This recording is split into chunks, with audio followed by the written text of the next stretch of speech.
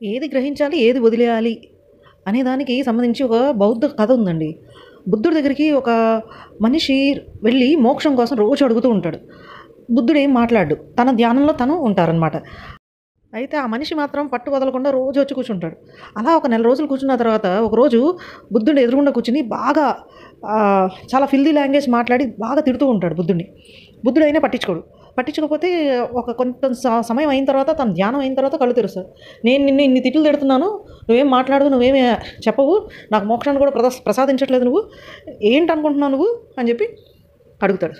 అప్పుడు బుద్ధుడు చాలా ప్రశాంతంగా చెప్తాడు, ఒక ఆకులో నీకు భిక్ష ఇచ్చాను నేను, ఆ భిక్ష నువ్వు తీసుకున్నావు కాబట్టి అది నీదైంది. అదే ఆకులో నేను పెట్టిన భిక్ష నువ్వు తీసుకోకపోతే ఆ భిక్ష ఎవరిది వద్దే అని అడుగుతాడు. అంటే నేను తీసుకోలేదు కాబట్టి ఆ భిక్ష మీదే వద్దే అంటాడు. అలాగే నువ్వు తిట్టిన తిట్లు నేను తీసుకోలేదు కాబట్టి ఆ తిట్లన్నీ ఎవరి అవుతాయి, మొత్తం అన్నీ కూడా నీయే అవుతాయి. నువ్వు తిట్టిన ఏ తిట్టిని నేను గ్రహించలేదు కాబట్టి ఆ తిట్లన్నీ కూడా ప్రభావం నీ మీద చూపుతాయి కానీ నా మీద ఏమాత్రం చూపవు. చాలా కలహాలకి ఇళ్లలో రియాక్ట్ అవ్వడమే కారణాలండి. ఒకళ్ళు కోపంలో తిడుతున్నప్పుడు ఇంకోళ్ళు రియాక్ట్ అవ్వకుండా ఉంటే సంసారం చాలా బాగుంటుంది. అందువల్ల ఏంటంటే ఆ తిట్లు మనకు అక్కర్లేదన్నప్పుడు మనం తీసుకోకూడదు, దానికి ఆన్సర్ చేయకూడదు. క్వశ్చన్కి ఆన్సర్ చేయాలి కానీ తిడుతున్న వాళ్ళకి మనం ఆన్సర్ చేయక్కర్లేదు కదండి. అందువల్ల ఈ కథని నిదర్శనంగా తీసుకుని, ఆదర్శంగా తీసుకుని ఆలోచించండి.